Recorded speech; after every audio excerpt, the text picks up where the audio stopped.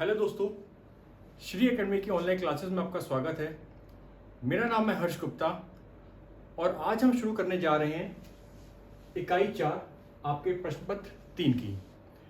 जैसा कि मैंने अपने पहले वीडियो में बताया था कि हम स्टार्ट करेंगे जो आपका साइंस टेक का पेपर है उसके यूनिट नंबर 4 से। ये जो इकाई 4 है ये आधारित है आपके कंप्यूटर पे। तो इससे पहले हम ये इकाई शुरू करें, कुछ बेसिक कॉन्सेप्ट्स हैं, कुछ बेसिक टर्म्स हैं जिनको हमें समझना जरूरी होगा, क्योंकि ये कॉन्सेप्ट आपकी इस पूरी यूनिट में बार बार प्रयोग में आएंगे। तो हम स्टार्ट करते हैं कुछ बेसिक टर्म्स से जो आपकी इस यूनिट में बार बार उपयोग में आएगी। सबसे पहले हम स्टार्ट करते हैं डेटा से। डेटा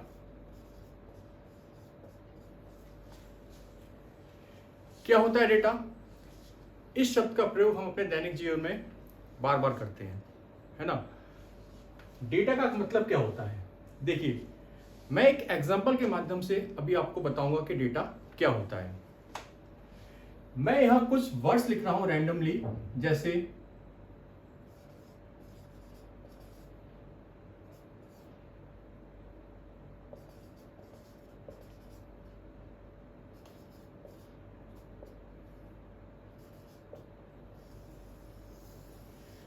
मैंने यहां इंग्लिश से कुछ वर्ड्स लिख दिए हैं रैंडमली, जैसे कहीं मैंने गुड लिख दिया, ठीक है, कहीं मैंने वाई लिख दिया, कहीं मैंने ए लिख दिया, कहीं मैंने राम लिख दिया, कहीं मैंने इज लिख दिया।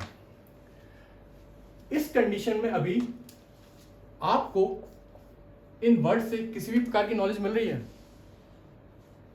ये वर्ड्स अभी आपको किस तरह की सूचना देना चाहते हैं आपको पता चल रहा है?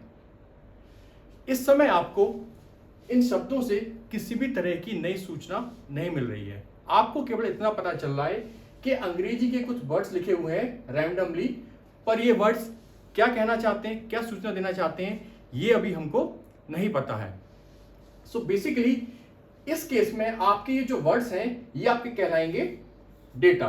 क्या कहलाएंगे? ये आपके कहलाएंगे डेटा।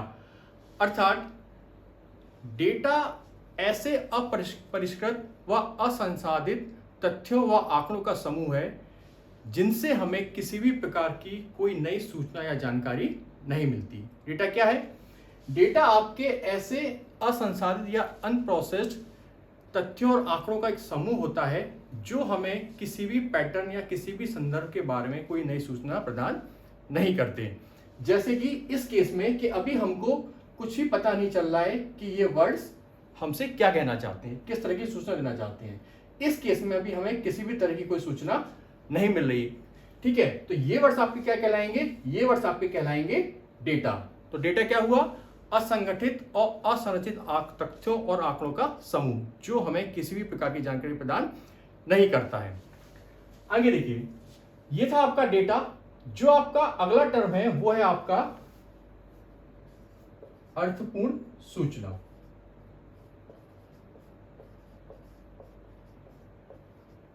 क्या है? अर्थपूर्ण सूचना या इंफॉर्मेशन।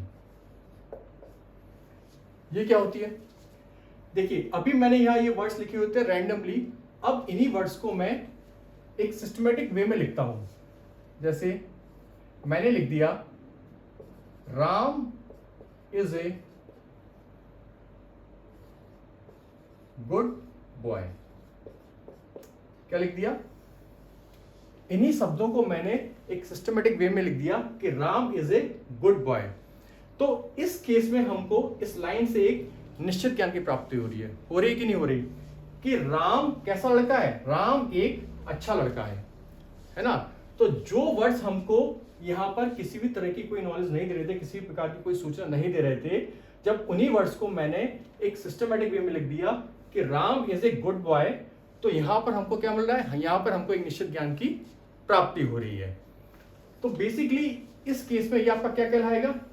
आपको इस लाइन से जिस ज्ञान की प्राप्ति हो रही है वो आपकी कहलाएगी अर्थपूर्ण सूचना। इसी को हम बोलेंगे इंफॉर्मेशन। मतलब जब आप अपने अपरिष्कृत या असंसाधित डाटा को या डेटा को संसाधित या प्रोसेस कर लेते हैं तो वही डेटा आपके अर्थपूर्ण सूचना में बदल जाता है। क्लियर हुआ कि जो डेटा आपका असंसाधित या अपरिष्कृत था, जब उसी डेटा की आपने प्रोसेसिंग की तो वही डेटा आपके अर्थपूर्ण सूचना में बदल गया। तो यदि एक लाइन में बोलें तो हम बोल सकते हैं कि सूचना क्या है? सूचना आपका संसाधित डेटा है ना। आपका संगठित और संसाधित डेटा क्या कहलाता है? आपका संगठित और संसाधित डेटा अर्थपूर्ण सूचना कहलाता है। ठीक है, तो डेटा क्या हुआ और अर्थपूर्ण सूचना क्या होती है, ये आपको समझ में आया? आइए देखिए, अभी मैंने एक वर्ड का प्रयोग किया, संसाधित करना। किसका? संसाधित करना या प्रोसेसिंग करना। संसाधित करना या प्रोसेसिंग करना, इसका क्या मतलब है? अभी मैंने बोला कि जब आप अपने डेटा को प्रोसेस कर लेते हो या जब आपके डेटा की प्रोसेसिंग हो जाती है तो वही आपका डेटा अर्थपूर्ण सूचना में बदल जाता है। तो बेसिकली जो प्रोसेसिंग है, इसका क्या मतलब हुआ? प्रोसेसिंग आपकी एक कन्वर्जन प्रोसेस है। क्या है? प्रोसेसिंग आपकी एक कन्वर्जन प्रोसेस है जो क्या कर रही है? जो आपके डेटा को अर्थपूर्ण सूचना में बदल रही है ना। क्या हुआ? संसाधित करना है प्रोसेसिंग का मतलब कि प्रोसेसिंग आपकी एक कन्वर्जन प्रोसेस है जो आपके डेटा को अर्थपूर्ण सूचना में बदल देता है। क्लियर हुआ? तो डेटा क्या है, अर्थपूर्ण सूचना क्या है और प्रोसेसिंग का मतलब क्या होता है, आपको समझ में आया? कि जब अपने डेटा को आप अर्थपूर्ण सूचना में बदलते हो तो बेसिकली एक प्रोसेसिंग क्रिया होती है जिसके द्वारा ही आपकी क्या है, आपका डेटा अर्थपूर्ण सूचना में बदलता है। तो प्रोसेसिंग क्या हुई? आपकी एक कन्वर्जन प्रोसेस जो आपके डेटा को अर्थपूर्ण सूचना में बदल रही है। ठीक, अच्छा, ये जो प्रोसेसिंग होगी ये कैसे होगी? इस प्रोसेसिंग को हम कैसे करेंगे?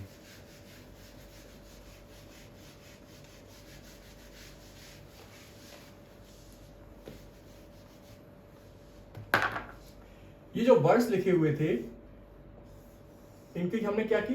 इनकी की हमने प्रोसेसिंग, और प्रोसेसिंग के बाद क्या हो गया? प्रोसेसिंग के बाद आपका जो डेटा है वो अर्थपूर्ण सूचना में बदल गया।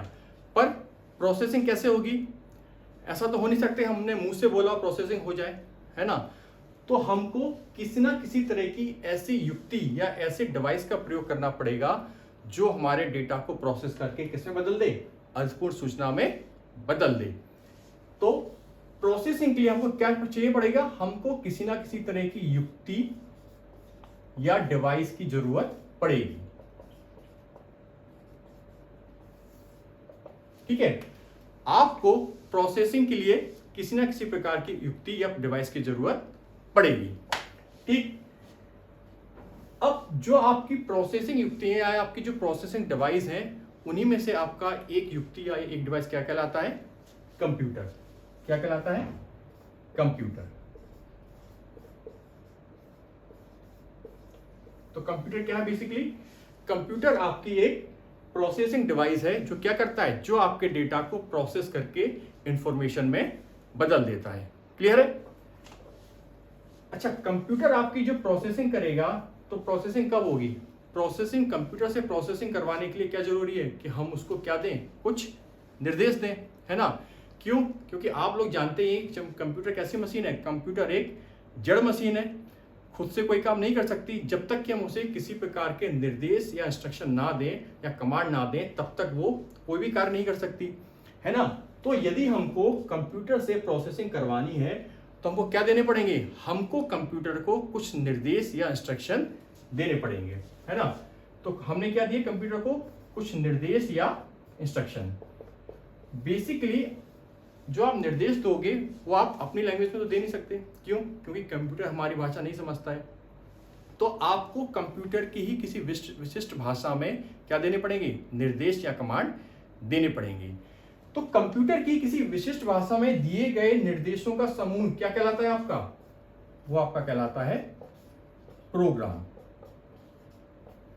क्या कहलाता है? प्रोग्राम। प्रोग्राम क्या हुआ? कंप्यूटर को हमने जो निर्देश दे रहे हैं प्रोसेसिंग के लिए, उन्हीं निर्देशों का समूह आपका क्या कहलाएगा? वो आपका कहलाएगा प्रोग्राम।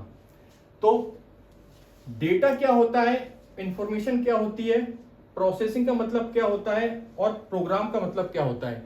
ये कॉन्सेप्ट आपको समझ में आ गए होंगे, है ना, कि डेटा क्या है और सूचना क्या है, प्रोसेसिंग क्या है और आपका प्रोग्राम क्या होता है। तो ये आपके कुछ बेसिक कॉन्सेप्ट थे जो आपको आगे बार बार आपके प्रयोग में आएंगे। ठीक है, अब हम आते हैं अपने टॉपिक पर, कंप्यूटर पर, कि कंप्यूटर क्या होता है।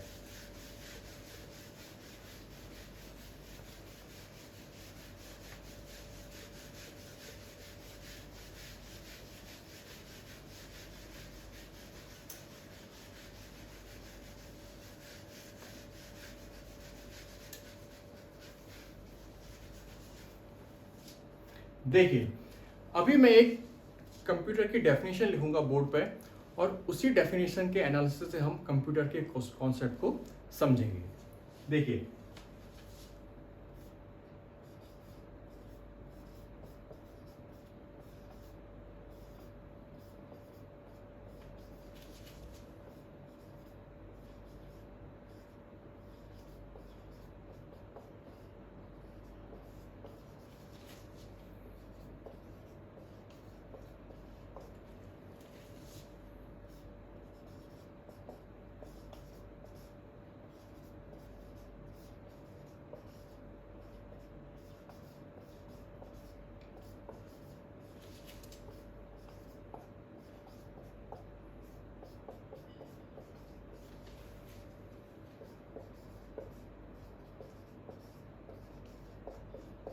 कंप्यूटर एक इलेक्ट्रॉनिक उपकरण है जो उपयोगकर्ता के डाटा या डेटा को स्वीकार करता है,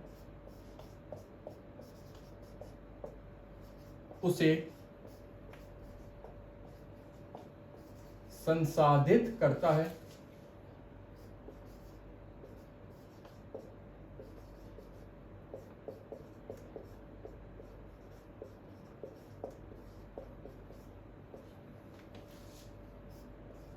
परिणाम पैदा करता है,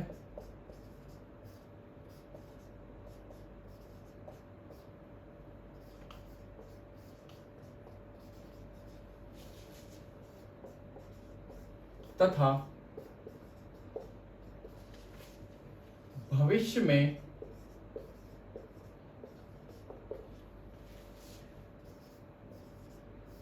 उपयोग के लिए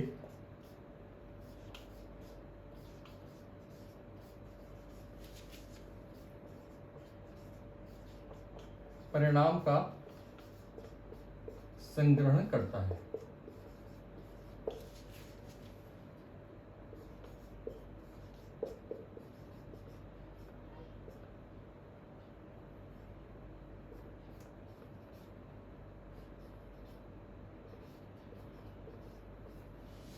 यहां मैंने कंप्यूटर की एक डेफिनेशन लिखी है कि कंप्यूटर एक इलेक्ट्रॉनिक उपकरण है जो उपयोगकर्ता के डेटा को स्वीकार करता है, उसे संसाधित करता है, परिणाम पैदा करता है तथा भविष्य में उपयोग के लिए परिणाम का संग्रहण करता है। अब हम इस डेफिनेशन की एक एक लाइन को एनालिसिस करेंगे और उससे आपका कॉन्सेप्ट क्लियर हो जाएगा कि कंप्यूटर क्या करता है। देखिए, पहली लाइन है कि कंप्यूटर एक क्या है, इलेक्ट्रॉनिक उपकरण। सबको पता है ये इलेक्ट्रॉनिक उपकरण है। आगे जो क्या करता है, जो उपयोगकर्ता के डेटा को क्या कर रहा है, स्वीकार कर रहा है। मतलब हम इनपुट के रूप में क्या दे रहे हैं, कंप्यूटर को डेटा दे रहे हैं। क्या कर रहा है वो आपके उपयोगकर्ता या यूजर के डेटा को स्वीकार कर रहा है इनपुट के रूप में। जब एक बार आपने डेटा को इनपुट कर दिया तो उसके बाद कंप्यूटर क्या कर रहा है, उसे संसाधित करता है। संसाधित का मतलब क्या है, उस डेटा की प्रोसेसिंग उसने स्टार्ट कर दी है। तो शुरू से पढ़ते हैं कि आपने क्या किया। कंप्यूटर कैसी मशीन है, इलेक्ट्रॉनिक मशीन है जो क्या कर रही है, जो उपयोगकर्ता के डेटा को स्वीकार कर रही है, उसे संसाधित कर रही है, प्रोसेसिंग हो रही है। ठीक है, आगे आपके डेटा को प्रोसेस करने के बाद कंप्यूटर क्या कर रहा है, परिणाम पैदा करता है। मतलब आपने जब डेटा को इनपुट के रूप में दिया तो उस डेटा को कंप्यूटर ने क्या किया, प्रोसेस किया, संसाधित किया और संसाधित करने के बाद क्या कर दिया, परिणाम पैदा कर दिया। ठीक है, तथा भविष्य में उपयोग के लिए परिणाम का संग्रहण करता है। क्या करता है, भविष्य में आपको अपना जो भी इंफॉर्मेशन वो देखनी है, तो इसके लिए वो क्या करता है, आपके परिणाम को स्टोर कर लेता है, संग्रहण कर लेता है। और संग्रहण कहाँ होता है, संग्रहण होता है आपकी मेमोरी में। मेमोरी क्या होती है, ये हम मेमोरी के टॉपिक में विस्तार से जानेंगे। तो अब आपको इसका कॉन्सेप्ट समझ में आया होगा कि कंप्यूटर क्या है। कि कंप्यूटर एक इलेक्ट्रॉनिक उपकरण है जो उपयोगकर्ता के डेटा या को स्वीकार कर रहा है, यानी इनपुट दे रहे हैं हम डेटा का, उसके बाद उसे संसाधित करता है यानी प्रोसेसिंग करता है, उसके बाद परिणाम पैदा करता है यानी क्या कर दिया उसने, आउटपुट को पैदा कर दिया, तथा साथ ही भविष्य के उपयोग के लिए परिणाम का क्या कर रहा है, वो स्टोरेज या संग्रहण भी कर रहा है। किसमें कर रहा है, मेमोरी में कर रहा है। तो ये कॉन्सेप्ट आपको क्लियर हो गया होगा कि कंप्यूटर क्या होता है। एक डायग्राम के माध्यम से मैं आपको बता देता हूं। और कुछ ऐसा होता है कि यहां आपने क्या किया, यहां किया आपने इनपुट, इस इनपुट की क्या हुई यहां पर प्रोसेसिंग, इस इनपुट की यहां प्रोसेसिंग हुई,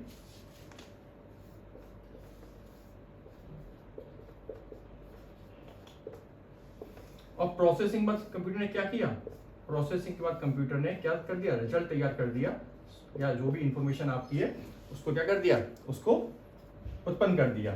ठीक है, और साथ ही उस रिजल्ट को क्या किया, उस रिजल्ट को मेमोरी के अंदर क्या कर दिया, उस रिजल्ट को मेमोरी के अंदर उसका क्या कर दिया, संग्रहण कर दिया। क्लियर है। तो ये कॉन्सेप्ट आपको क्लियर हुआ कि बेसिकली कंप्यूटर क्या करता है। तो ये आपकी कुछ बेसिक्स थे जो मुझे उम्मीद है आपका क्लियर हो गया होगा। अब हम आते हैं अपने पहले टॉपिक पे, कंप्यूटर के प्रकार या कंप्यूटर के वर्गीकरण। देखिए,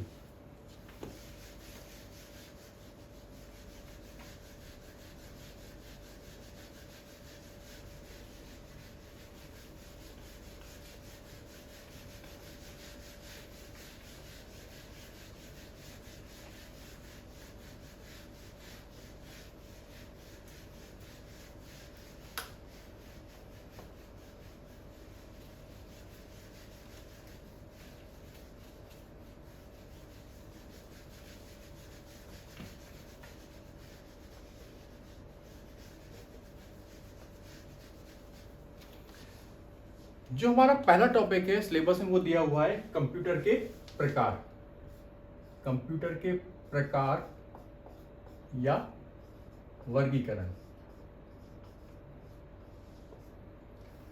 देखिए, कंप्यूटर को हम मूलतः 3 आधारों पर इसका वर्गीकरण कर सकते हैं।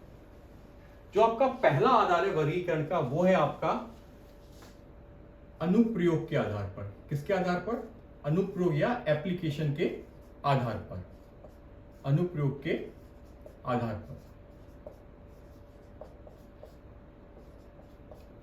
दूसरा आपका आधार है उद्देश्य के आधार पर। किसके आधार पर, उद्देश्य के आधार पर। तथा तीसरा आपका आधार है कार्य व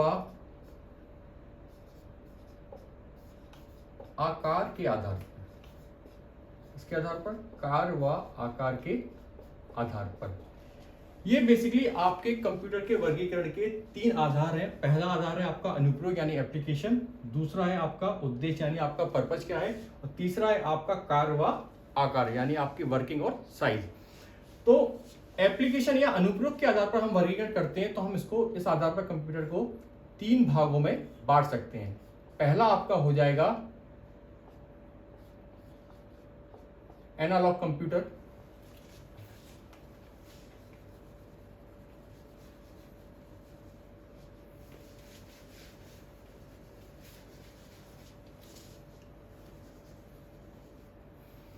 तो अनुप्रयोग के आधार पर आपका जो वर्गीकरण है उसमें आपका पहला हो जाएगा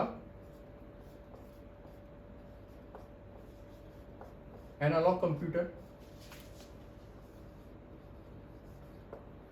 दूसरा आपका हो जाएगा डिजिटल कंप्यूटर, और तीसरा आपका हो जाएगा हाइब्रिड कंप्यूटर। ये आपके 3 कंप्यूटर हैं, किसके आधार पर? अनुप्रयोग के आधार पर। उसी प्रकार उद्देश्य के आधार पर आप कंप्यूटर को वर्गीकृत कर सकते हो। सामान्य उद्देश्य कंप्यूटर,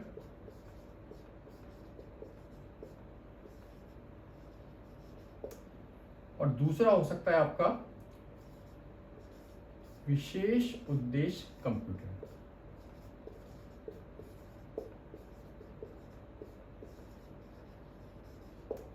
ठीक है। इसी प्रकार कार्य व आकार के आधार पर भी आप कंप्यूटर का वर्गीकरण कर सकते हो, कई प्रकारों में बांट सकते हो। जैसे आपका माइक्रो कंप्यूटर हो गया, है ना। दूसरा हो गया आपका मिनी कंप्यूटर, ऐसे आपका हो जाएगा वर्क स्टेशन कंप्यूटर। ठीक है। मेन फ्रेम आ जाएगा और सुपर कंप्यूटर। ठीक है।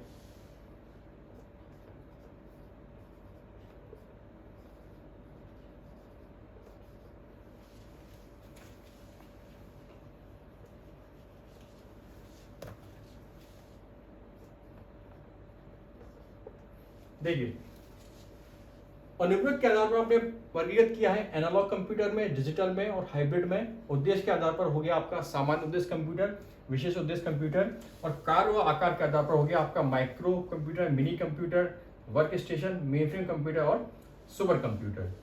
तो हम एक एक करके इन सारे वर्गीकरण को समझेंगे। तो सबसे पहले हम शुरुआत करेंगे अनुप्रयोग के आधार पर।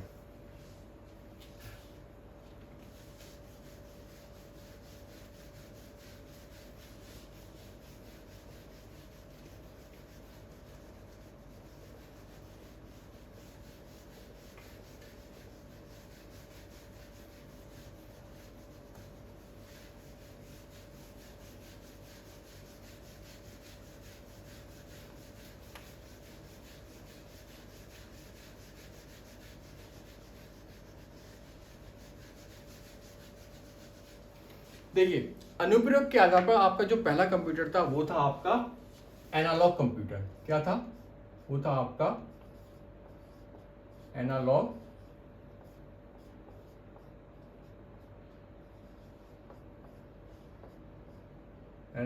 कंप्यूटर।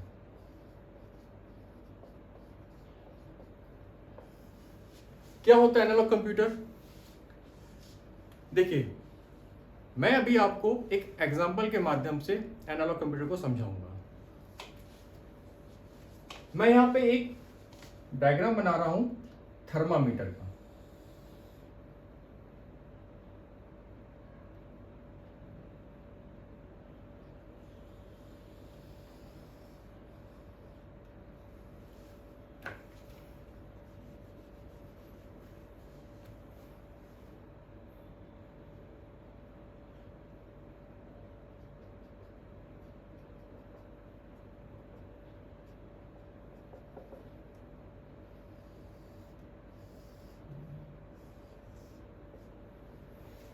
मान लीजिए आपका ये क्या है?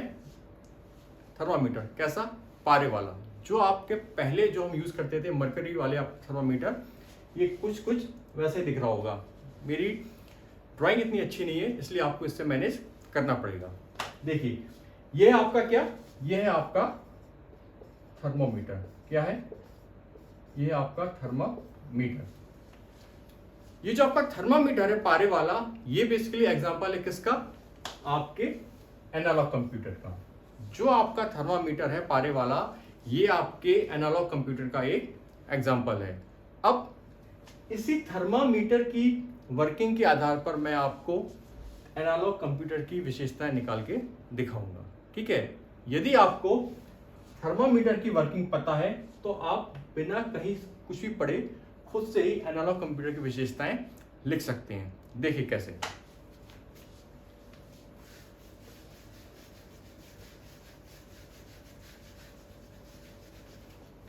देखिए, जो एनालॉग कंप्यूटर है हम उसका जो आपका थर्मामीटर है हम उसका यूज कैसे करते थे? जब भी हमको बुखार आता था क्या करते थे हम कि जो आपका थर्मामीटर होता था उसको क्या हम अपने जीभ के नीचे या टंग के नीचे कुछ देर तक रखते थे, है ना। अपनी टंग के नीचे रखने के बाद कुछ देर तक आपका थर्मामीटर आपके मुंह में लगा रहता था और एक या 2 मिनट के बाद क्या करते थे, आप उस थर्मामीटर को बाहर निकाल लेते थे और अपने शरीर का तापमान देख लेते थे कि आपको कितना फीवर है। तापमान कैसे देखते थे, थर्मामीटर के अंदर जो पारा था उसके विस्थापन या उसके डिस्प्लेसमेंट के आधार पर आपको पता चल जाता था कि आपको कितना तापमान है, आपकी बॉडी आपको कितना फीवर है। क्लियर है। तो बेसिकली जो आपकी थर्मामीटर द्वारा तापमान को मापने की जो प्रक्रिया है, उस पूरी प्रक्रिया में थर्मामीटर कहीं से भी अंकों पर कार्य कर रहा है? नहीं कर रहा। आपने क्या किया था, आपने थर्मामीटर को सीधे अपने मुंह में अंदर डाला, जीभ के नीचे लगाया और कुछ देर तक जीभ के नीचे लगाने के बाद आपने क्या किया, थर्मामीटर को बाहर निकाला और पारे के डिस्प्लेसमेंट के आधार पर देख लिया कि आपको कितना फीवर है। तो इस पूरी प्रक्रिया में कहीं पर भी आपका थर्मामीटर अंकों पर कार्य कर रहा है? नहीं कर रहा। इस पूरी प्रक्रिया में आपका जो थर्मामीटर है वो अंकों पर कार्य नहीं कर रहा। वो किस पे कार्य कर रहा है, वो सीधे तापमान पर कार्य कर रहा है, जो कि क्या है, जो कि एक भौतिक राशि है ना, तापमान का एक भौतिक राशि। तो हम कह सकते हैं कि जो एनालॉग कंप्यूटर होते हैं वो अंकों पे कार्य नहीं करते। वो किस पे कार्य नहीं करते, एनालॉग कंप्यूटर आपके अंकों पर कार्य नहीं करते, बल्कि ये सीधे भौतिक राशियों पर या भौतिक रूप से उपलब्ध डेटा पर कार्य करते हैं।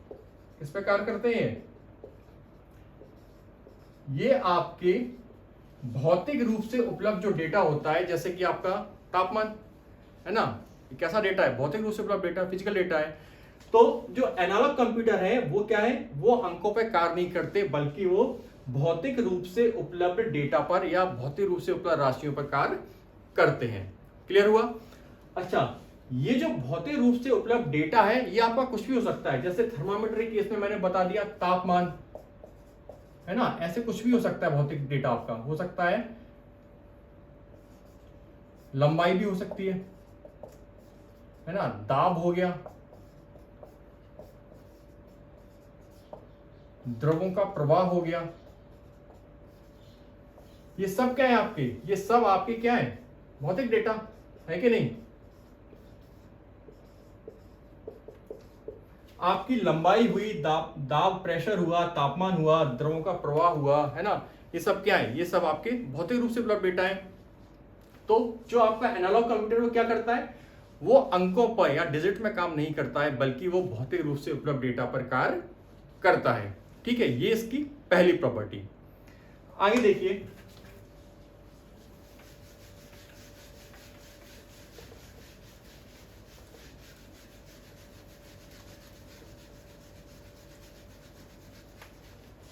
जो आपके एनालॉग कंप्यूटर हैं इनका प्रयोग ऐसी जगह किया जाता है जहां इन भौतिक राशियों के निरंतर मापन की आवश्यकता होती है। कहां प्रयोग करते हैं, एनालॉग कंप्यूटर का प्रयोग आप ऐसी जगह करते हो, ऐसे क्षेत्रों में करते हो जहां आपकी भौतिक राशियों के निरंतर मापन की आवश्यकता होती है। एनालॉग कंप्यूटर का प्रयोग आप ऐसी जगह करते हो जहां आपकी भौतिक राशियों के निरंतर मापन की आवश्यकता होती है, जैसे कि इंजीनियरिंग उद्योग में। इंजीनियरिंग उद्योग हो गया आपका, है ना, आपका विज्ञान का क्षेत्र हो गया,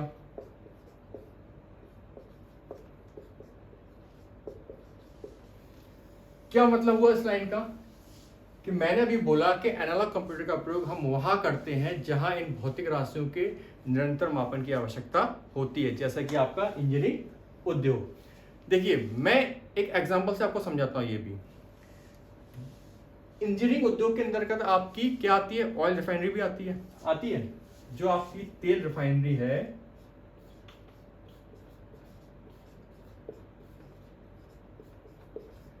तेल रिफाइनरी भी क्या आपकी इंजीनियरिंग उद्योग में आती है। तेल रिफाइनरी में क्या होता है, तेल रिफाइनरी में जब तक आपकी तेल रिफाइनरी काम कर रही है तब तक आपको अपनी तेल रिफाइनरी में जो आपका तेल है उसके प्रवाह और उसके तापमान के निरंतर मापन की आवश्यकता पड़ती है। मतलब जब तक आपकी रिफाइनरी काम करेगी, सपोज आपकी रिफाइनरी एक दिन में 8 घंटे काम करती है, मतलब आपकी जो रिफाइनरी है वो एक दिन में उसमें 8 घंटे लोग काम करते हैं। तो जब तक आपकी रिफाइनरी चलेगी 8 घंटे तक, जब तक आपकी रिफाइनरी चलेगी तब तक उस रिफाइनरी में आपको जो आपका तेल है उसके प्रवाह और उसके तापमान के निरंतर मापन की आवश्यकता पड़ेगी। ऐसा नहीं हो सकता कि आपकी रिफाइनरी 8 घंटे काम करे तो 8 घंटे में से 6 घंटे तो आप क्या करें, तेल के प्रवाह और उसके तापमान को मापें और 2 घंटे के लिए उसके तेल के प्रवाह तापमान को ना मापें। ऐसा नहीं हो सकता। अगर यदि ऐसा हुआ तो क्या हो जाएगी, वहां पर दुर्घटना हो जाएगी। तो कहने का मतलब है कि ऑयल रिफाइनरी जब तक कार्य करेगी तब तक आपको क्या करना पड़ेगा, तेल के प्रवाह और तापमान को निरंतर मापना पड़ेगा। इसलिए जो आपकी तेल रिफाइनरी होती है यहां आप बहुत सारे एनालॉग मशीन्स या बहुत सारे एनालॉग कंप्यूटर का प्रयोग करते हो। क्यों? क्योंकि यहां आपको जो आपके भौतिक राशि है क्या है, तेल का प्रवाह और तापमान, और उस भौतिक राशि के निरंतर मापन की आवश्यकता आपको पड़ रही है जब तक कि आपकी रिफाइनरी काम कर रही है। इसलिए तेल रिफाइनरी में क्या है, आप अपने एनालॉग कंप्यूटर का प्रयोग करते हो। बहुत बड़ी संख्या में आपकी जो एनालॉग मशीन्स होती हैं या आपके जो एनालॉग कंप्यूटर होते हैं वो तेल रिफाइनरी में लगे रहते हैं, जो कि आपके तेल के प्रवाह और उसके तापमान को निरंतर मापते रहते हैं। क्लियर हुआ ये पॉइंट कि इनका उपयोग ऐसी जगह होता है जहां आपको भौतिक राशियों के निरंतर मापन की आवश्यकता पड़ती है। ठीक है, आगे देखिए।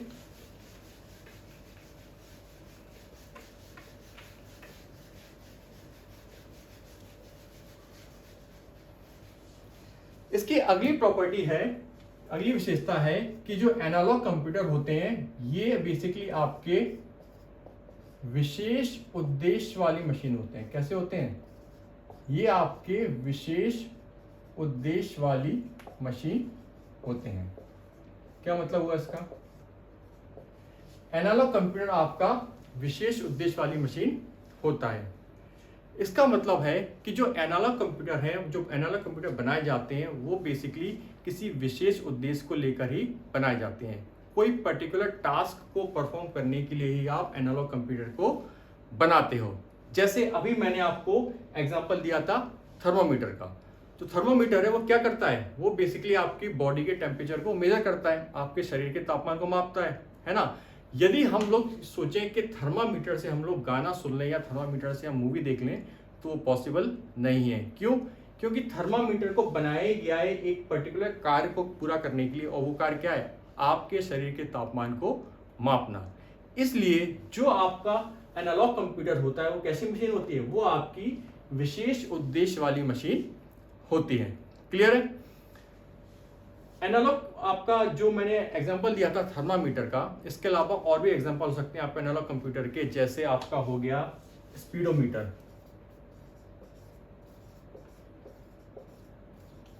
स्पीडोमीटर क्या है, आपकी बाइक्स वगैरह में, गाड़ियों में लगा रहता है स्पीडोमीटर, जो क्या करता है, आपकी स्पीड को मापता है। तो ये जो स्पीडोमीटर है ये भी क्या है, ये भी आपके एनालॉग कंप्यूटर का एग्जाम्पल है ना। जैसे मैंने बताया था ये कैसा विशेष उद्देश्य वाली मशीन है, इसी प्रकार स्पीडोमीटर का भी क्या है, एक विशेष उद्देश्य है, क्या, गाड़ी की गति को मापना। इससे हम बाकी कार्य जैसे गाना सुनना या इस पर मूवी देखना नहीं कर सकते। इसलिए बोला जाता है कि जो आपके एनालॉग कंप्यूटर हैं वो आपके बेसिकली विशेष उद्देश्य वाली मशीन होते हैं। कोई पर्टिकुलर टास्क को परफॉर्म करने के लिए आप एनालॉग कंप्यूटर को बनाते हो। क्लियर है?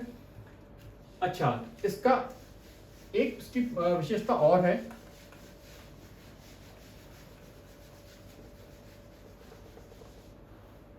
जो आपके एनालॉग कंप्यूटर होते हैं इनके संकेत सतत होते हैं। कैसे होते हैं?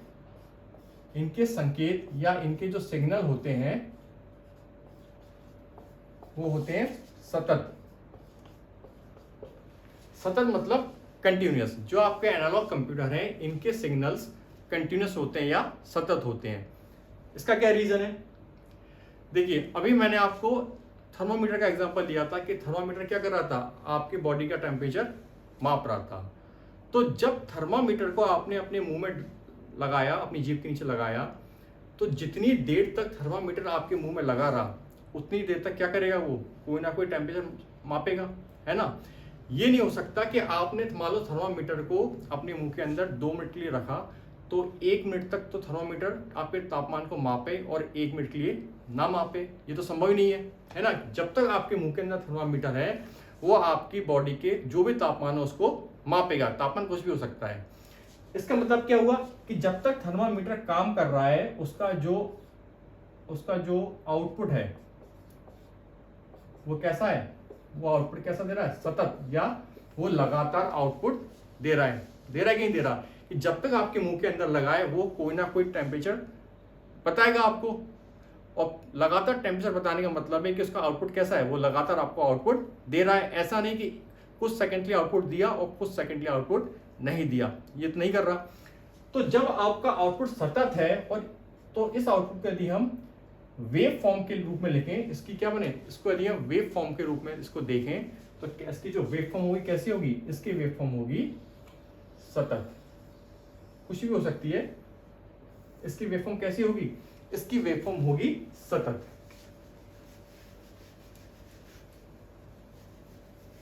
सतत की होगी क्योंकि आपका जो एनालॉग कंप्यूटर है जब तक वो काम कर रहा है तो वो क्या दे रहा है, वो आपका लगातार आउटपुट दे रहा है। और इस आउटपुट को यदि आप वेव फॉर्म में कन्वर्ट कर लें, ठीक है, वेव के रूप में देखें कैसी वेव मिलेगी आपको, तो आपको कैसी वेव मिलेगी, आपको एक सतत या कंटिन्यूअस वेव मिलेगी। इसी को बोलते हैं कि आपका जो सिग्नल आ रहा है कैसा आ रहा है, सतत आ रहा है। ये नहीं हो सकता कि कुछ देर तक आपकी सिग्नल आए और कुछ देर तक नहीं आए।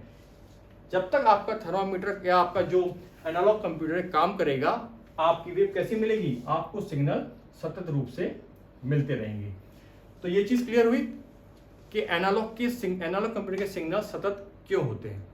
ठीक है, बाकी एग्जांपल अभी मैंने आपको बताया कि आपका जो स्पीडोमीटर हुआ, वोल्ट मीटर हुआ, ये सब क्या है, ये सब आपके एनालॉग कंप्यूटर के एग्जांपल हैं। तो ये था आपका पहला कंप्यूटर एनालॉग। अब हम आते हैं दूसरे कंप्यूटर पे जो है आपका डिजिटल कंप्यूटर।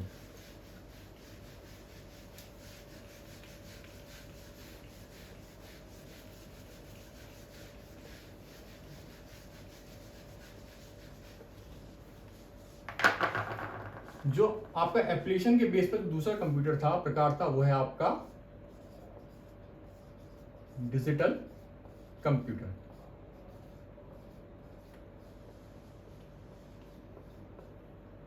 डिजिटल कंप्यूटर क्या होता है? डिजिटल कंप्यूटर, वर्तमान में हम जो भी कंप्यूटर यूज कर रहे हैं, जो भी आपके कंप्यूटर सिस्टम आप यूज कर रहे हो, चाहे आपका डेस्कटॉप हो, आपका लैपटॉप हो, है ना, आपका आईपैड वगैरह हो, ये सब क्या है, ये सब आपके डिजिटल कंप्यूटर के उदाहरण है। ठीक है, जो वर्तमान में आप जो भी सिस्टम यूज कर रहे हो वो सब क्या है, वो सब आपके डिजिटल कंप्यूटर हैं। अब मतलब क्या होता है डिजिटल कंप्यूटर का? बेसिकली ऐसे कंप्यूटर जो आपके बाइनरी सिद्धांत पर कार्य करें। किस पर? जो आपके बाइनरी सिद्धांत पर कार्य करें वो क्या कहलाते हैं? वो कहलाते हैं आपके डिजिटल कंप्यूटर। आपके ऐसे कंप्यूटर जो बाइनरी सिद्धांत पर कार्य करते हैं, अर्थात 0 और 1 पर कार्य करते हैं, वो क्या कहलाते हैं? वो आपके कहलाते हैं डिजिटल कंप्यूटर। तो डिजिटल कंप्यूटर क्या हुआ? ऐसे कंप्यूटर जो बाइनरी सिद्धांत या 0-1 पर कार्य करते हैं वो आपके बाइनरी कंप्यूटर कहलाते हैं। क्लियर है? अब बाइनरी आप डिजिटल कंप्यूटर की आपको मैं वर्किंग बताता हूं, ये काम कैसे करता है।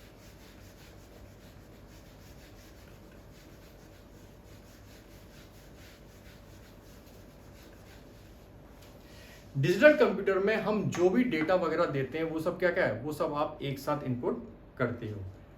डिजिटल कंप्यूटर के अंदर आपके जितने भी डेटा हैं व जितने भी निर्देश हैं वो सब क्या है, उन सभी डेटा और निर्देशों को आप एक साथ क्या करते हो, एक साथ उनको इनपुट करते हैं।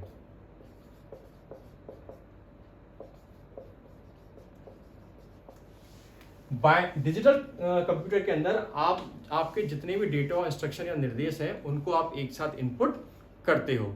और जब अपने डेटा को आप जितना जो भी आपका डेटा था आपने उसको इनपुट कर दिया, तो उस डेटा पर जो आपका डिजिटल कंप्यूटर है वो निर्देशों के अनुसार, जैसे निर्देश उसे दिए गए हैं उन निर्देशों के अनुसार उस डेटा पर क्या करता है, उस डेटा पर अंक गणितीय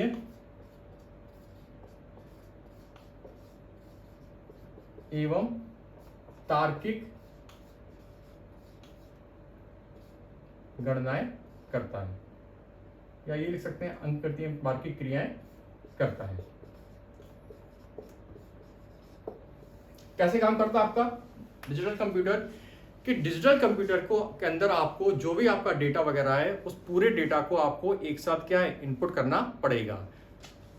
पूरा डेटा और जो भी आपके इंस्ट्रक्शन है उसको आप एक साथ इनपुट करोगे, और जो इंस्ट्रक्शन आपने दिए हैं, इनपुट किए, उन्हीं इंस्ट्रक्शन के अकॉर्डिंग या उन्हीं निर्देशों के अनुसार आपका जो डिजिटल कंप्यूटर है वो उस डेटा पर अंक गणितीय एवं तार्किक क्रियाएं करेगा।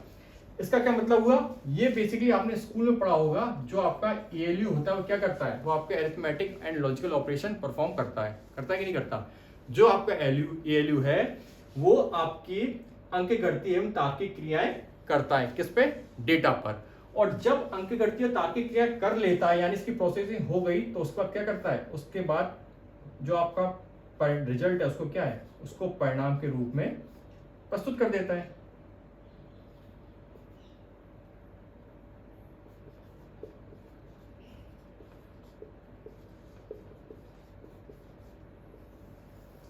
कैसे काम किया आपके डिजिटल कंप्यूटर ने?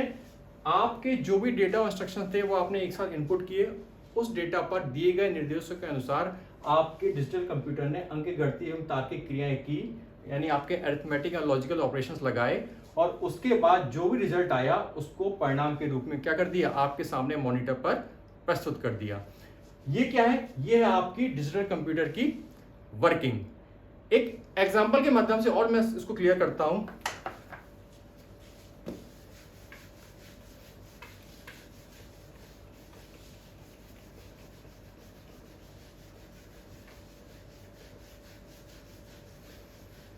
अच्छा, अंक गणितीय और तार्किक क्रियाएं क्या होती हैं? ये बेसिकली जब मैं आपको माइक्रो प्रोसेसर पढ़ाऊंगा तब वहां पर मैं डिटेल से बताऊंगा कि आपके जो अरिथमेटिक और जो लॉजिकल ऑपरेशंस होते हैं वो एक्चुअली क्या होते हैं। ठीक है, तो अभी आपको मैं एक एग्जांपल के माध्यम से समझा रहा हूं कि आपका जो डिजिटल कंप्यूटर है वो कैसे काम करता है, उसकी वर्किंग कैसी है। मान लीजिए कि आपको किसी कक्षा की अंक तालिका का एक प्रोग्राम बनाना है। क्या बनाना है? आपको किसी कक्षा की, कोई कक्षा है, उस कक्षा के जो बच्चे हैं उनकी अंक तालिका का एक प्रोग्राम बनाना है। क्या बनाना है? उनकी एक मार्क्स की क्या बनानी है, टेबल बनानी है, उसका प्रोग्राम बनाना है। और मान लीजिए आप ये प्रोग्राम बना रहे हैं किसी भी लैंग्वेज में, मान लीजिए सी लैंग्वेज में, सी भाषा में। सी भाषा या हो सकता है कंप्यूटर की, आप एक्चुअली कंप्यूटर की बहुत सारी अलग अलग भाषाएं होती हैं, है ना, और कंप्यूटर की भाषाओं को आप मेनली दो प्रकारों में वर्गीकृत करते हैं, निम्न स्तरीय और उच्च स्तरीय। तो ये भाषाएं क्या होती हैं और कैसे काम करती हैं, इसको हम जो हमारा सिलेबस में भाषा वाला टॉपिक दिया है वहाँ हमको विस्तार पूर्वक समझना है। ठीक है, अभी आप इतना समझ लीजिए कि आपको किसी कक्षा की अंक तालिका का सी भाषा में प्रोग्राम तैयार करना है। तो आप इस प्रोग्राम को कैसे तैयार करोगे? अभी मैंने आपको बताया कि आपका जो डिजिटल कंप्यूटर है उसमें क्या करना पड़ता है, आपको जितना भी डेटा है आपको एक साथ इनपुट करना पड़ता है। तो अगर आपको किसी कक्षा की अंक तालिका बनानी है तो अंक तालिका कैसे बनेगी? अंक तालिका बनाने के लिए आपको कुछ ना कुछ डेटा देना पड़ेगा, है ना। बिना डेटा के दिए तो आप अंक तालिका बना नहीं सकते। तो अंक तालिका बनाने के लिए आपको कुछ डेटा लगेगा, जैसे आपकी जो कक्षा में बच्चों के नाम है वो क्या है ना, बच्चों के अंक कितने हैं, ठीक, विषय क्या क्या है, ठीक है, कक्षा का नाम क्या है, कुछ इस तरह से आपको क्या है, कुछ इस तरह से आपके क्या रहेंगे, डेटा रहेंगे जो आपको देना पड़ेगा। तो जब तक आप ये सब डेटा नहीं दोगे आपकी अंक तालिका नहीं बन सकती, आपकी अंक तालिका का प्रोग्राम नहीं बन सकता। तो मान लीजिए आप प्रोग्रामिंग कर रहे हैं किसकी, आपको सी लैंग्वेज में अंक तालिका का एक प्रोग्राम बनाना है। तो अभी मैंने आपको बोला कि जो भी आप डेटा होगा वो आपका एक साथ इनपुट होगा।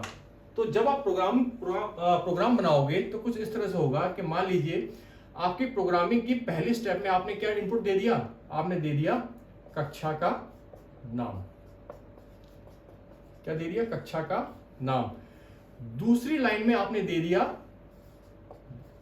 बच्चों का नाम, ठीक। तीसरी में आपने इनपुट दे दिया, तीसरी लाइन में अंक, ठीक है। चौथी में दे दिया विषय। तो कुछ इस तरह से क्या है, कुछ इस तरह से आपने जो सी लैंग्वेज का आपका प्रोग्राम बना था उसमें आपने क्या कर दिया, ये सारे इनपुट दे दिए, और साथ ही सी लैंग्वेज के जो भी इंस्ट्रक्शंस थे वो भी क्या है, आपने इनके साथ इनपुट कर दिए, है ना। तो जब आपका ये प्रोग्राम बनके तैयार हो जाएगा और जब इस प्रोग्राम को आप रन करोगे तो आपके सामने आउटपुट के रूप में क्या मिलेगी, आपको एक अंक तालिका मिल जाएगी। आपको क्या शो होने लगेगा, आपको एक अंक तालिका शो होने लगेगी, और उस अंक तालिका के माध्यम से आपको बहुत सारी जानकारी अपने आप ही मिलने लगेंगी, जैसे किसने टॉप किया, किसके कितने प्रतिशत थे, किस स्टूडेंट ने किस पर्टिकुलर सब्जेक्ट में ज़्यादा नंबर लेके आया है वो, है ना, कौन सा स्टूडेंट आगे है, कौन सा स्टूडेंट पीछे है, कौन सा स्टूडेंट किसी दूसरे स्टूडेंट से कितने नंबरों से आगे है। ये सब जानकारी आपको क्या है, ये सब जानकारी आपको अपने आप ही आउटपुट के रूप में, अंक तालिका के रूप में मिलने लगेगी, है ना। तो आपने बेसिकली क्या किया, आपने शुरुआत क्या की, आपने एक लैंग्वेज, सी लैंग्वेज में प्रोग्राम बनाया जिसमें आपने क्या कर दिए, जो भी आपके डेटा थे और जो भी आपके इंस्ट्रक्शन थे सी लैंग्वेज के, वो आपने एक साथ इनपुट कर दिए। एक साथ इनपुट करने का मतलब है कि आपका प्रोग्राम तैयार हो गया, और जैसे आपका प्रोग्राम तैयार हुआ और आपने अपने प्रोग्राम को रन किया तो आपको आउटपुट के रूप में क्या मिल गई, एक अंक तालिका मिल गई, जो अंक तालिका अपने आप आपको बताएगी कि किस बच्चे के कितने प्रतिशत है, कौन बच्चा दूसरे बच्चे से कितने आगे है, किसी पर्टिकुलर सब्जेक्ट में कौन बच्चा, किस बच्चे ने बेहतर परफॉर्मेंस किया है। तो इस तमाम तरह की जो सूचनाएं आपको आउटपुट के रूप में मिलने लगेंगी। तो बेसिकली हुआ क्या कि आपने इनपुट दिया और इंस्ट्रक्शन दिए, और उस इनपुट या उस डेटा पर क्या किया, आपके जो डिजिटल कंप्यूटर था उसने क्या किया, अंक गणितीय और तार्किक कार्रवाइयां की, अरिथमेटिक और लॉजिकल ऑपरेशंस लगाए, और उस ऑपरेशन के बाद क्या किया, आउटपुट के रूप में अंक तालिका आपके सामने प्रस्तुत कर दी रिजल्ट के रूप में, जहां आप हर चीज अपनी बड़ी आसानी से देख सकते हो। तो अब आपका ये कॉन्सेप्ट क्लियर हुआ होगा कि डिजिटल कंप्यूटर में हम एक साथ क्या करते हैं, एक साथ इनपुट देते हैं, इंस्ट्रक्शन देते हैं, और उन इंस्ट्रक्शन, उन डेटा पर आपने जो इंस्ट्रक्शन दिए हैं उसके अकॉर्डिंग क्या होगी, अरिथमेटिक एंड लॉजिकल ऑपरेशंस होंगे, और उसके बाद वो क्या करेगा, परिणाम को आउटपुट के रूप में आपके सामने प्रस्तुत कर देगा। तो ये आपकी डिजिटल कंप्यूटर की क्या है, वर्किंग है, कि डिजिटल कंप्यूटर कैसे कार्य करता है। क्लियर है। अब आगे देखिए डिजिटल कंप्यूटर की और क्या क्या विशेषताएं हैं।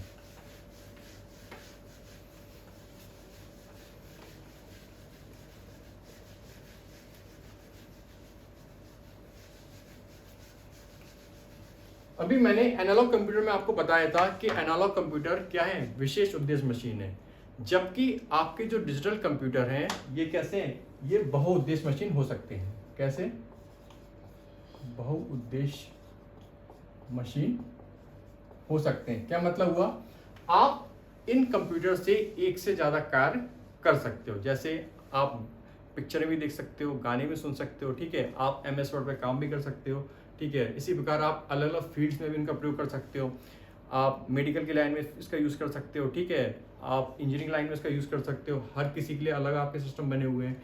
तो कुल मिला के आपके जो डिजिटल कंप्यूटर वो कैसे हैं, वो आपके बहुउद्देशीय कंप्यूटर होते हैं। क्यों, क्योंकि हम इसका अलग अलग कार्यों, अलग अलग क्षेत्रों में इसका प्रयोग कर सकते हैं।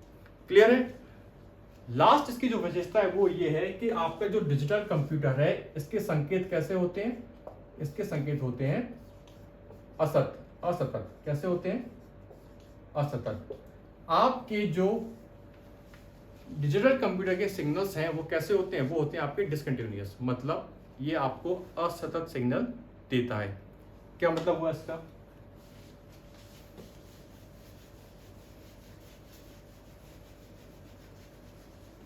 देखिए अभी मैंने आपको बताया था कि आपका जो डिजिटल कंप्यूटर है वो क्या समझता है, वो 0-1 समझता है ना, 0 पे कार्य करता है। तो मान लीजिए 1 को आप डिनोट कर दीजिए किससे, ऑन से, और 0 को किससे कर दिया, ऑफ से। तो जो वन है वो क्या शो कर रहा है, ऑन, और जो 0 है वो शो कर रहा है ऑफ। तो आपकी जो वेव आएगी वो कुछ इस तरह से आएगी, जब 1 था तो ऑन हो गया आपका सिस्टम, ठीक है, जब 0 था तो ऑफ हो गया। कुछ इस तरह से आपकी क्या बनेगी, आपकी वेवफॉर्म बनेगी। और ये वेवफॉर्म कैसी है, ये वेवफॉर्म आपकी असतत है, डिसकंटिन्यूअस है, ठीक है। कुछ इस तरह से आपका कॉम्बिनेशन बन सकते हैं आपके, ठीक है।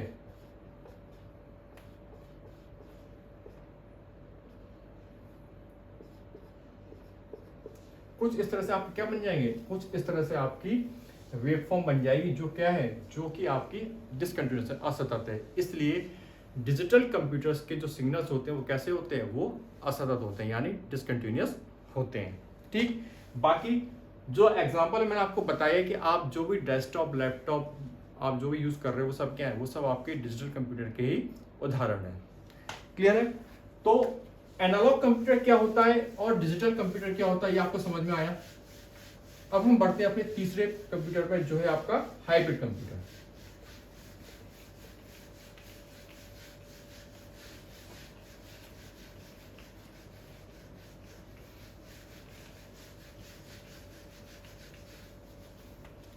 देखिए हाइब्रिड कंप्यूटर क्या होता है।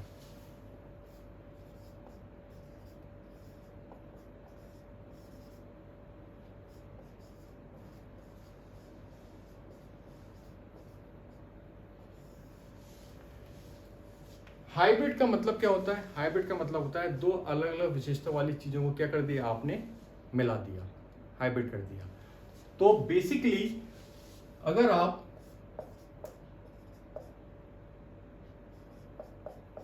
एनालॉग कंप्यूटर और डिजिटल कंप्यूटर को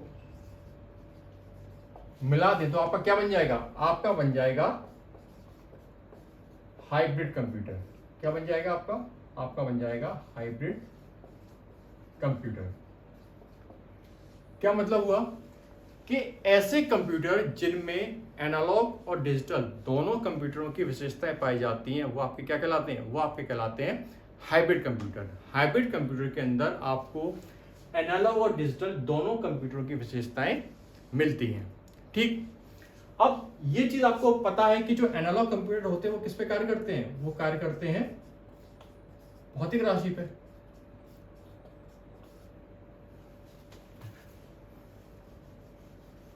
जो आपके एनालॉग कंप्यूटर वो किस पे कार्य कर रहे हैं, वो कार्य करते हैं आपके भौतिक राशि।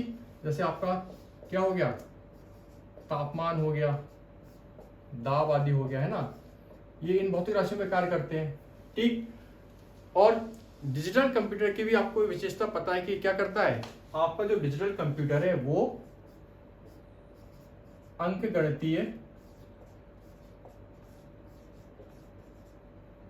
व तार्किक क्या करता है, ऑपरेशंस करता है।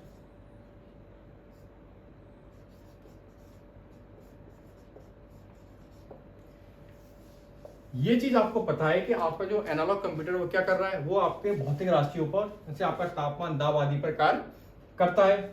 और जो आपका डिजिटल कंप्यूटर है वो अंकगणितीय व तार्किक कार्रवाइयां, तार्किक ऑपरेशंस करता है। ये भी आपने समझा दोनों में, ठीक है।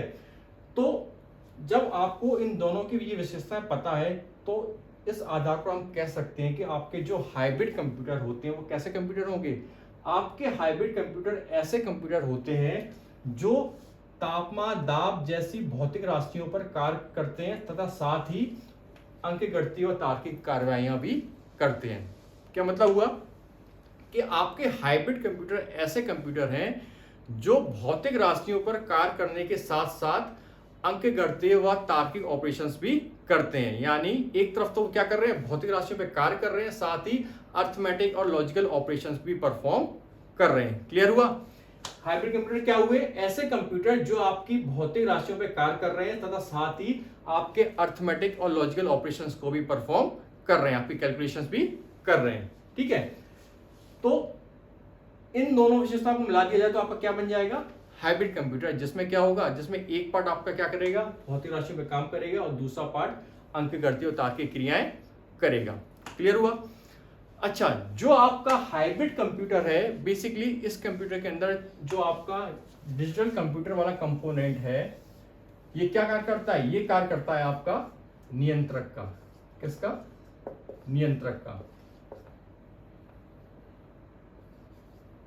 नियंत्रक व अंकित कार्य। क्या मतलब हुआ इसका? जो आपका हाइब्रिड कंप्यूटर है, आपके हाइब्रिड कंप्यूटर के अंदर जो आपका डिजिटल कंप्यूटर वाला पोर्शन है वो बेसिकली नियंत्रक व अंकित कार्य करने के लिए प्रयुक्त होता है। क्या मतलब हुआ कि आपके हाइब्रिड कंप्यूटर में जो भी प्रोसेस हो रही है उसको कंट्रोल कौन कर रहा है? उसको कंट्रोल करता है डिजिटल कंप्यूटर, वो एज ए कंट्रोलर काम करेगा। ठीक, साथ ही जो भी आपका आउटपुट शो हो आएगा वो क्या करेगा? उसको वो अंकों में या किसी अन्य इकाई में शो कर देगा। जो भी आपका आउटपुट आएगा, रिजल्ट आएगा, उसको क्या करेगा? उसको वो नंबर्स में यानी डिजिट्स में शो करेगा। कौन करेगा? आपका डिजिटल कंप्यूटर। आपके हाइब्रिड कंप्यूटर में डिजिटल कंप्यूटर क्या कर रहा है? नियंत्रक और अंकित कार्य करने का काम कर रहा है। ठीक है, कंट्रोल कर रहा है, साथ ही क्या कर रहा है? आपका जो भी रिजल्ट आ रहा है, जो भी आउटपुट आ रहा है, उसको अंकों में प्रदर्शित कर रहा है। ठीक, अच्छा, जो आपका एनालॉग कंप्यूटर है हाइब्रिड कंप्यूटर के अंदर, वो काम करता है आपके problem solver, as a problem solver, यानी क्या करता है? समस्या का समाधान करता है।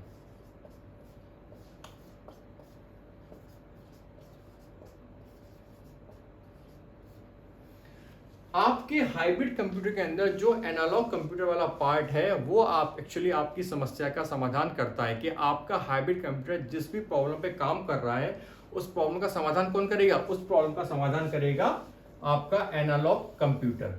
ठीक है, कैसे करेगा ये भी मैं आपको बताता हूं एग्जांपल के थ्रू। इतना अभी आप ध्यान में रखिए कि जो आपका हाइब्रिड कंप्यूटर है उसके अंदर आपका जो एनालॉग कंप्यूटर होता है वो समस्या का समाधान करता है, यानी एज ए प्रॉब्लम सॉल्वर कार्य करता है।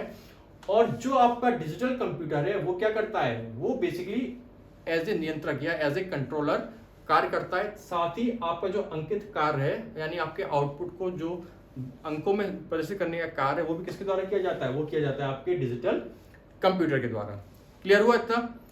अब इस एक एग्जांपल के माध्यम से आपको समझाता हूं कि ये कैसे होता है। देखिए,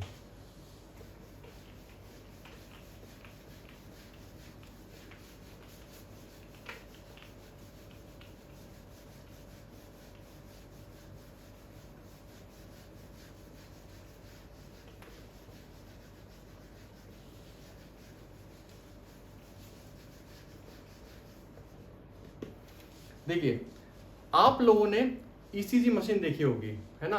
हॉस्पिटल्स में देखी होगी, हॉस्पिटल्स में नहीं भी देखी होगी तो पिक्चर में तो देखी होगी।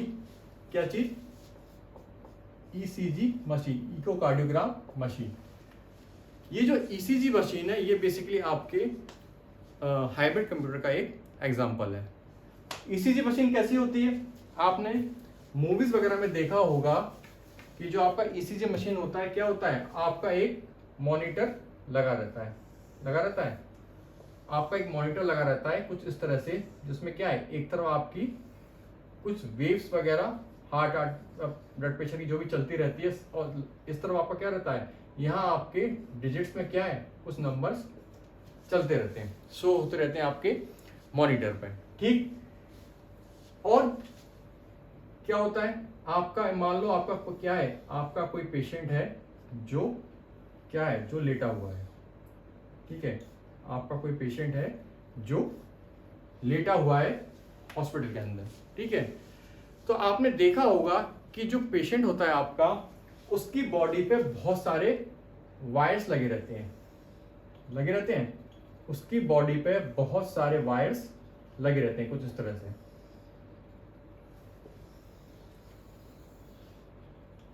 ये वायर्स कहां से निकलते हैं? ये वायर्स निकलते हैं आपके ईसीजी मशीन या आपके ईसीजी मशीन के मॉनिटर से। तो आपने देखा होगा मूवीज वगैरह में कि पेशेंट लेटा रहता है और उसकी पूरी बॉडी पे बहुत सारे आपके क्या है? वायर्स लगे रहते हैं या बहुत सारे नोड्स लगे रहते हैं। ठीक है, और ये नोड्स आपके किससे कनेक्टेड रहते हैं? ये नोड्स रहते हैं आपके कनेक्टेड मॉनिटर से। अब ये आपके जो बेसिकली नोड्स बोले या इसको क्या बोल सकते हैं? इसको बोल सकते हैं हम सेंसर। ये क्या है? आपके सेंसर। आपकी जो पेशेंट की बॉडी होती है उस पर बहुत सारे वायर्स लगे रहते हैं जिनको हम क्या बोलते हैं? जिनको हम बोलते हैं सेंसर। तो ये सेंसर क्या काम करते हैं? बेसिकली आपके जो पेशेंट होता है, आपकी पेशेंट की हार्ट बीट क्या चल रही है, ठीक है, आपकी ब्लड प्रेशर क्या है, ठीक है, ऑक्सीजन लेवल क्या है, ये सब मेजरमेंट कौन कर रहा है, इन सब का मापन कौन करता है, इन सब का मापन करते हैं आपके सेंसर। ये करते हैं ना कि आपकी बॉडी पे जो सेंसर या जो नोड्स या जो वायर्स लगे हुए हैं, उन्हीं के द्वारा पता चलता है क्या है कि आपकी बॉडी में आपका जो बीपी वगैरह है, आपका ब्लड प्रेशर हो गया, आपकी हार्ट बीट हो गई, आपका जो ऑक्सीजन लेवल है वो कितना है। तो ये जो सेंसर होते हैं यही आपकी बॉडी के बीपी हार्ट बीट वगैरह को सेंस करते हैं कि आपकी इस समय आपकी बॉडी का हार्ट बीट कितनी चल रही है और आपका बीपी वगैरह कितना चल रहा है, ठीक है, ऑक्सीजन लेवल क्या चल रहा है। तो ये जो सेंसर जो आपके पैरामीटर्स को सेंस कर रहे हैं, ये बेसिकली किसका काम हुआ, ये काम हुआ आपका एनालॉग कंप्यूटर का। किसका काम हुआ, ये क्या कर रहे हैं, ये जो आपके सेंसर है डायरेक्ट किस पे काम कर रहे हैं, भौतिक राशियों पे। मैंने आपको बताया था कि जो एनालॉग कंप्यूटर वो क्या होते हैं, वो सीधे भौतिक राशियों पे कार्य करते हैं। तो इस केस में भी ये जो वायर्स लगे हुए हैं, सेंसर लगे हुए हैं, किस पे लगे हुए हैं, आपके सीधे बॉडी पे लगे हैं और डायरेक्ट आपकी बॉडी के जो पैरामीटर है कि जैसे आपका हार्ट बीट हो गया, आपका ऑक्सीजन लेवल हो गया, आपका बीपी होगा, ये सब क्या है, ये सब भौतिक राशियां हैं। तो जो वायर्स हैं, सेंसर किस पे काम कर रहे हैं, आपकी भौतिक राशियों पे सीधे। तो ये जो वाला जो पार्ट है ये आपका किसका किसका कहलाएगा, ये आपका कहलाएगा एनालॉग कंप्यूटर का पार्ट। इतना क्लियर हुआ आपको कि आपका जो हाइब्रिड सिस्टम था, ईसीजी मशीन क्या है, हाइब्रिड सिस्टम, हाइब्रिड कंप्यूटर। तो इस ईसीजी मशीन का जो एनालॉग पोर्शन वाला पार्ट था वो आपको समझ में आया कि वायर्स के थ्रू क्या कर रहे हो, सेंसर्स के थ्रू आप डायरेक्ट भौतिक राशियों पे काम कर रहे हो, अर्थात आप मरीज आपके पेशेंट के बीपी वगैरह की जांच आप कर रहे हो, इससे माप रहे हो, ठीक है। अब जब आपके सेंसर ने एक बार क्या किया, आपका बीपी वगैरह क्या कर लिया, इसका मेजरमेंट कर लिया कि भाई आपका कितना ऑक्सीजन लेवल है, कितना आपका बीपी आ रहा है, कितना आपका हार्ट बीट चल रही है, एक बार जब उसको मेजर कर लेगा तो उसके बाद किसका रोल आएगा, उसके बाद रोल आएगा आपके डिजिटल कंप्यूटर का। किसका, डिजिटल कंप्यूटर का। डिजिटल कंप्यूटर क्या करेगा कि आपका जो भी आपके बॉडी के पैरामीटर्स थे जिनका एनालॉग कंप्यूटर द्वारा मेजर किया गया है, उन सभी पैरामीटर्स को क्या है, आपका जो डिजिटल कंप्यूटर वाला पार्ट है बाइनरी अंकों या डिजिटल अंकों के रूप में क्या है, आउटपुट के रूप में प्रदर्शित कर देगा। कि यहां इसने क्या किया, यहां इसने आपकी बॉडी का बीपी वगैरह नापा, हार्ट बीट नापी और नाप कर जो आपका आउटपुट आना था वो किसमें शो हो रहा है, यहाँ पे वो शो हो रहा है आपके नंबर्स में, बाइनरी डिजिट्स में हो रहा है कि नहीं हो रहा। तो ये इसका पोर्शन हो गया, ये पोर्शन हो गया आपका डिजिटल कंप्यूटर का। तो अब आपको समझ में आया होगा कि जो आपका जो हाइब्रिड कंप्यूटर होता है उसके अंदर आपका जो एनालॉग कंप्यूटर वाला पार्ट होता है वो क्या करता है, वो समस्या का समाधान करता है। यहाँ समस्या क्या थी, यहाँ समस्या थी कि आपको मरीज के बीपी, हार्ट बीट और उसके ऑक्सीजन लेवल को नापना था, मापना था, है ना। ये आपकी क्या थी प्रॉब्लम। तो इस प्रॉब्लम को सॉल्व किसने किया, आपके एनालॉग कंप्यूटर वाले पार्ट ने, ठीक है। तो ये आपका क्या हो गया, प्रॉब्लम सॉल्वर। अब जब आपने पैरामीटर्स को माप लिया तो उसके बाद जो आउटपुट आपका शो हो रहा है वो किसके रूप में हो रहा है, वो डिजिट्स के रूप में शो हो रहा है, अंकों के रूप में हो रहा है कि नहीं हो रहा, वो आपके बेसिकली नंबर्स के रूप में शो हो रहा है। तो ये पार्ट किसका हो गया, ये पार्ट कौन, ये काम कौन कर रहा है, ये काम कर रहा है आपका डिजिटल कंप्यूटर। तो डिजिटल कंप्यूटर ने यहाँ पे क्या काम किया, डिजिटल कंप्यूटर ने यहाँ पे आपका जो मैंने बताया था कि क्या करता है, ये अंकित कार्य करता है, अर्थात जो भी आपका आउटपुट है उसे क्या करता है, उसे अंकों के रूप में प्रदर्शित कर देता है, जो कि यहाँ ये कर रहा है। तो अब आपको ये कॉन्सेप्ट क्लियर हो गया होगा कि हाइब्रिड कंप्यूटर के अंदर आपका एनालॉग कंप्यूटर क्या कर रहा है, समस्या का समाधान कर रहा है और समस्या के समाधान के बाद जो भी आपका रिजल्ट आउटपुट आ रहा है उस आउटपुट को अंकों के रूप में आपका जो डिजिटल कंप्यूटर वाला पार्ट है वो प्रदर्शित कर रहा है। क्लियर हुआ। तो ये आपका क्या कहलाता है, ये आपका कहलाता है हाइब्रिड कंप्यूटर, ठीक है। तो ये ईसीजी मशीन के माध्यम से आपको समझ में आ गया होगा कि हाइब्रिड कंप्यूटर आपका किस तरह कार्य करता है, ठीक है। अच्छा, हाइब्रिड कंप्यूटर का प्रयोग बहुत सारे क्षेत्रों में होता है।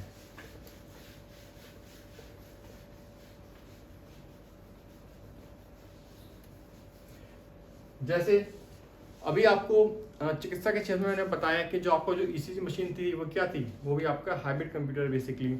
इसी प्रकार रक्षा के क्षेत्र में आपके जो रडार सिस्टम बनते हैं उसमें भी आप किसका प्रयोग करते हो, उसमें भी आप हाइब्रिड कंप्यूटर का प्रयोग करते हो, ठीक है, तो ये कॉन्सेप्ट आपको क्लियर हुआ कि आपके एनालॉग कंप्यूटर क्या होते हैं, आपके डिजिटल कंप्यूटर क्या होते हैं और आपके हाइब्रिड कंप्यूटर क्या होते हैं। ठीक है, हाइब्रिड कंप्यूटर का एक एग्जांपल आपको और बता देता हूं कि आपकी जो पेट्रोल पंप की मशीन होती है वो भी क्या है, हाइब्रिड कंप्यूटर ही है। क्यों कि जब आप पेट्रोल भरवाते हो तो जब आपके पाइप के थ्रू आप लीवर को खींचते हो तो क्या होता है, उस पाइप के थ्रू आपका जो पेट्रोल है आपकी गाड़ी में जाता है, फ्लो होता है पेट्रोल का। तो बेसिकली जो पेट्रोल पंप की मशीन होती है वो क्या करती है, वो आपके जो पेट्रोल का फ्लो हो रहा है क्या करती है, उसको मेजर करती है, आपके पेट्रोल के फ्लो को मेजर करती है। ये किसका पार्ट हो गया, एनालॉग कंप्यूटर वाला पार्ट। ठीक है, मेजर करने के साथ साथ आपने कितने रुपए का पेट्रोल डलवाया और कितने लीटर पेट्रोल डलवाया वो आपकी मशीन पे क्या है, अंकों के रूप में शो होने लगता है नंबर के रूप में कि आपने कितने रुपए का पेट्रोल डलवाया और आपने कितने लीटर पेट्रोल डलवाया। तो वो जो आउटपुट शो कर रहा है वो किसका काम हो गया, वो काम हो गया आपके डिजिटल कंप्यूटर का। इसलिए जो पेट्रोल पंप की मशीन है उसको भी हम as a hybrid computer consider कर सकते हैं। क्लियर हुआ? तो आपको ये सारे कॉन्सेप्ट क्लियर हुए कि एनालॉग क्या होता है, डिजिटल क्या होता है और हाइब्रिड क्या होता है। तो ये आपके वर्गीकरण का पहला आधार था, अनुप्रयोग के आधार पर। आगे हम बढ़ते हैं, आपका जो वर्गीकरण का दूसरा आधार था वो था आपका उद्देश्य के आधार पर।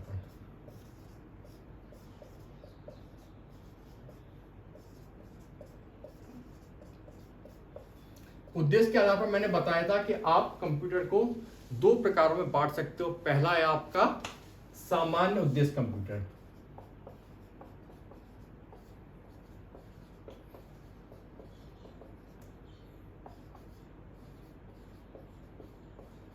पहला है आपका सामान्य उद्देश्य कंप्यूटर। तो जो सामान्य उद्देश्य कंप्यूटर ये क्या होते हैं, बेसिकली ऐसे कंप्यूटर जिनका प्रयोग सामान्य उद्देश्यों के लिए किया जाता है वो आपके क्या कहलाते हैं, वो आपके कहलाते हैं सामान्य उद्देश्य कंप्यूटर। जैसे हम अपने घरों दुकानों वगैरह पे जो कंप्यूटर यूज करते हैं, आपका जो पीसी वगैरह है, आपके पर्सनल कंप्यूटर हो गए, आप है ना, आपके डेस्कटॉप लैपटॉप वगैरह हो गए, तो ये सारे कंप्यूटर आपके सामान्य उद्देश्य कंप्यूटर की श्रेणी के अंतर्गत भी आते हैं। क्यों? क्योंकि बेसिकली इन उपकरणों के माध्यम से क्या है, जो हमारे सामान्य कार्य है उनको हम करते हैं। ठीक है, तो इसका एग्जाम्पल आपका हो जाएगा आपका जो लैपटॉप हो गया, ठीक है, आपका जो डेस्कटॉप हुआ, ये सब आपके सामान्य उद्देश्य कंप्यूटर के एग्जाम्पल हैं। क्लियर हुआ? इसका जो दूसरा प्रकार था वो मैंने बताया था, वो है आपका विशेष उद्देश्य कंप्यूटर। क्या था? विशेष उद्देश्य कंप्यूटर।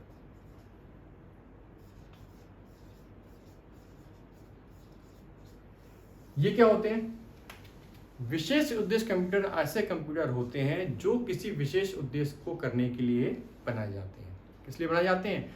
आपका कोई स्पेसिफिक टास्क है, उस टास्क को परफॉर्म करने के लिए आप क्या बनाते हो, विशेष उद्देश्य कंप्यूटर को बनाते हो। जैसे फॉर एग्जांपल आपका जो एटीएम मशीन है, जो आपकी एटीएम मशीन है वो किसका एग्जांपल है, वो आपके विशेष उद्देश्य कंप्यूटर का एग्जांपल है। क्यों? क्योंकि आपने एक विशेष कार्य को पूरा करने के लिए एटीएम मशीन को बनाया है। किस कार्य के लिए? पैसे निकालने के लिए। तो बेसिकली आपके जो विशेष उद्देश्य कंप्यूटर होते हैं, इनके सीपीयू, इनका जो माइक्रो प्रोसेसर होता है, वो कुछ इस तरह से डिजाइन किया जाता है कि आपने जिस उद्देश्य के लिए इनको बनाया है वो उस काम को पूरा कर सकें। मतलब जो आपकी एटीएम मशीन है उसका प्रोसेसर को इस तरह से डिजाइन किया जाएगा कि आप उस एटीएम मशीन से जाके पैसे आसानी से निकाल लें। क्लियर है? तो ये थे आपके क्या, सामान्य उद्देश्य कंप्यूटर और विशेष उद्देश्य कंप्यूटर। विशेष उद्देश्य कंप्यूटर का प्रयोग आप बहुत सारे क्षेत्रों में करते हैं, जैसे अंतरिक्ष के क्षेत्र में हो गया, मौसम के क्षेत्र में होगा। क्यों? क्योंकि इन सभी क्षेत्रों में किसी विशेष उद्देश्य के लिए क्या है, आप अपने कंप्यूटर सिस्टम बनाते हो। तो ये जितने भी कंप्यूटर है ये सब किसके अंतर्गत आ जाएंगे, ये आ जाएंगे आपके विशेष उद्देश्य कंप्यूटर के अंतर्गत। तो ये आपके वर्गीकरण का दूसरा आधार था, उद्देश्य के आधार पर। तो आज के वीडियो में हमने समझा, सबसे पहले तो हमने कुछ बेसिक कॉन्सेप्ट समझे कि आपका डेटा क्या होता है, आपका प्रोग्राम क्या होता है, आपकी सूचना, इनपुट सूचना क्या होती है ना, और उसके बाद हमने कंप्यूटर का वर्गीकरण समझा। तो अब जो मेरा अगला वीडियो आएगा उसमें मैं इसी टॉपिक को कंटिन्यू करूंगा और आपके वर्गीकरण का जो अंतिम आधार है कार एवं आकार के आधार पर उस बेसिस पर मैं आपको कंप्यूटर का वर्णन करके दिखाऊंगा। धन्यवाद।